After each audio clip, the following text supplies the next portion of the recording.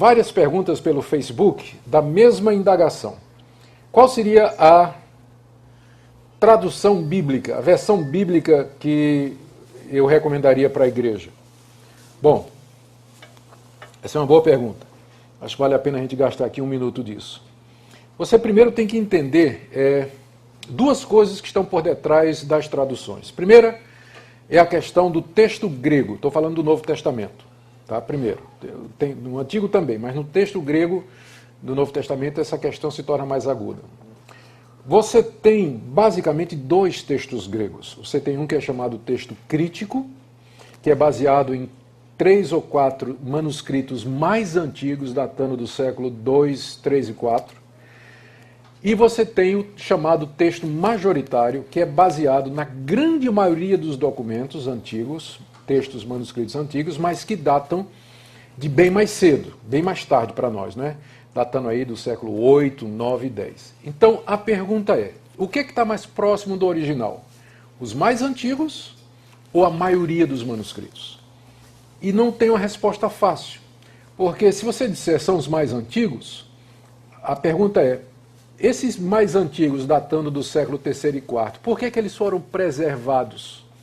Eles podem ter sido preservados, primeiro, porque eram bons, a igreja então valorizou, ou eles foram preservados porque eram ruins. O pessoal viu que eram cópias ruins e botou dentro de um vaso de barro lá e deixou, porque o texto bom era copiado até se gastar. Por isso que a gente não tem cópias do século I, II, porque elas se gastaram e se perderam de tanto serem copiadas. Se você tem manuscritos do século 3 e 4, é porque a igreja disse, esse texto é ruim. Né? Então, guarda aí em qualquer lugar.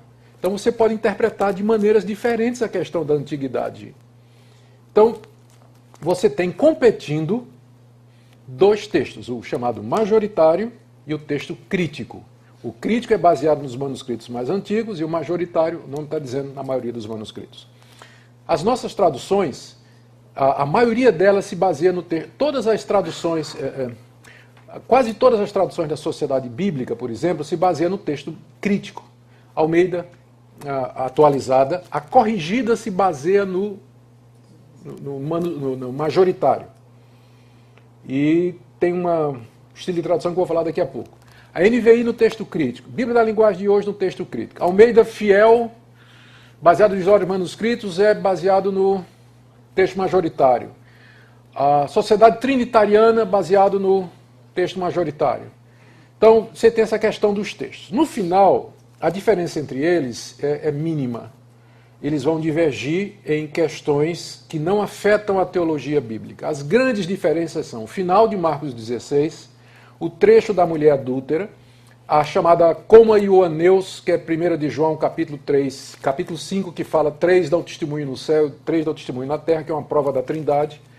Nenhum desses textos, se tirados, vai afetar a nossa teologia bíblica. A gente tem outras maneiras de provar a Trindade. O texto da mulher adúltera não prova nada que não tem em outros lugares. E o final de Marcos 16, que manda pregar o evangelho, que vai ter sinal e prodígio, você encontra no livro de Atos. Então, nenhuma dessas diferenças afeta a teologia bíblica como um todo. Então, essa é a primeira boa notícia. Segunda questão que tem que ser levada em consideração quando você está avaliando traduções é que existem dois métodos de tradução. Um é chamado de equivalência formal, em que você transmite palavra por palavra. Palavra por palavra. Então, você vê a palavra no hebraico e qual seria o equivalente daquela palavra no português. Você traduz palavra por palavra, dando o sentido de acordo com esse relacionamento de palavra com palavra, é chamada equivalência formal. Então, por exemplo, no hebraico está dizendo assim, ou no grego, né? Amai-vos uns aos outros com entranháveis afetos.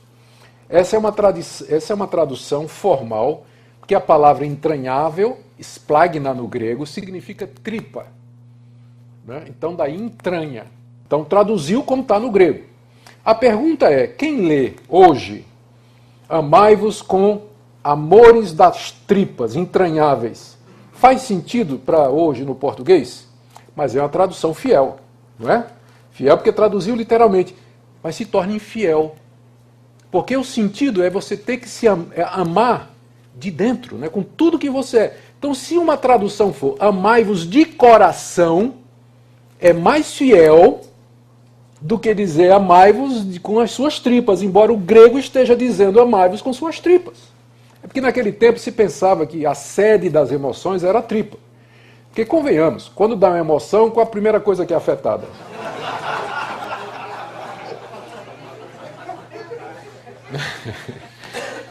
Foi mal, desculpa. Então, aí vem o segundo estilo de tradução, é chamada equivalência dinâmica. Você primeiro interpreta a frase no original e pergunta qual seria o equivalente dinâmico naquela língua. Não é palavra por palavra, mas o sentido. E aí, agora vamos lá. Equivalência formal, quem é que usa? Almeida corrigida, aquela antiga Almeida. Então ela é equivalência formal. Você vai encontrar entranháveis, você vai, por exemplo, encontrar nas versões mais antigas, Deus fortalece o meu chifre. Está lá no Salmo, porque diz literalmente. Mas só que chifre em hebraico se referia ao chifre do boi, que significava o quê? Força. Então uma tradução moderna diria, Deus fortalece a minha força, embora no hebraico esteja dizendo chifre. Então, a corrigida... Vou falar sério já. Então, a corrigida, ela segue, entende? Ela traduz palavra por palavra, e eles dizem que isso é ser fiel. Não necessariamente. A outra tradução, ela possibilita paráfrase, e é aí que está o problema. Se você vai encontrar equivalência dinâmica, você pode ter uma Bíblia na linguagem de hoje, por exemplo, que é mais do que uma tradução, já é uma paráfrase. Ela procura dar, na linguagem bem popular, transmitir determinados conceitos. Só que aí você tem um problema do outro lado. Tem algumas palavras na Bíblia que elas estão prenhes de significado. Por exemplo, a palavra justificação. A Bíblia na linguagem de hoje traduz como aceitação. O argumento é que justificar não é um conceito que brasileiro está acostumado. A ideia legal de justificação. Sim, mas aceitar não é a mesma coisa. Aceitar é um dos efeitos da justificação, porque Deus nos justifica, então Ele nos aceita. Não é a mesma coisa. Então a Bíblia na linguagem de hoje, no afã de evitar os problemas do texto, de traduzir literalmente, ela acaba indo para um outro extremo. É uma tradução boa em vários sentidos. Tem passagens na Bíblia da linguagem de hoje que eu acho melhor do que a Almeida, que é a NVI. Né? Os caras foram muito felizes em fazer isso. Mas como um todo você tem que ler com cuidado porque usa esse esquema de equivalência dinâmica. NVI tenta usar uma combinação das duas. Então eu diria assim, no extremo da equivalência formal, você tem a corrigida, Almeida, não é? E do extremo esquerdo aqui você tem a cabana. Cabana não, é a cabana, né? Não, a mensagem. A mensagem, não é isso? A cabana, eu tô com a cabeça. A mensagem.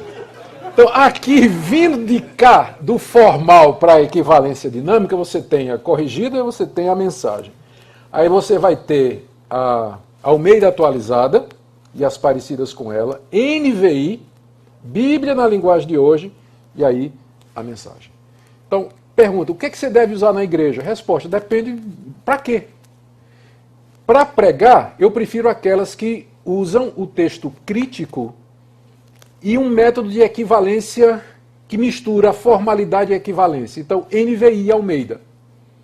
Então, eu acho que as duas são boas para pregação, para exegese e para estudo. Tem as duas, estude as duas, eu prefiro Almeida. Mas gosto de ler também na NVI. Tá bom? Se você quer usar outras traduções para comparar, então eu pegaria a corrigida, que tem uma versão bem formal, a equivalência formal, e pegaria a mensagem ou a Bíblia na linguagem de hoje. Para você comparar, apenas para comparação, mas para trabalho pastoral, eu recomendaria Almeida e a NVI. Almeida em primeiro lugar, né, atualizado, e NVI também em segundo lugar. Tá bom? Essa é a resposta que eu daria.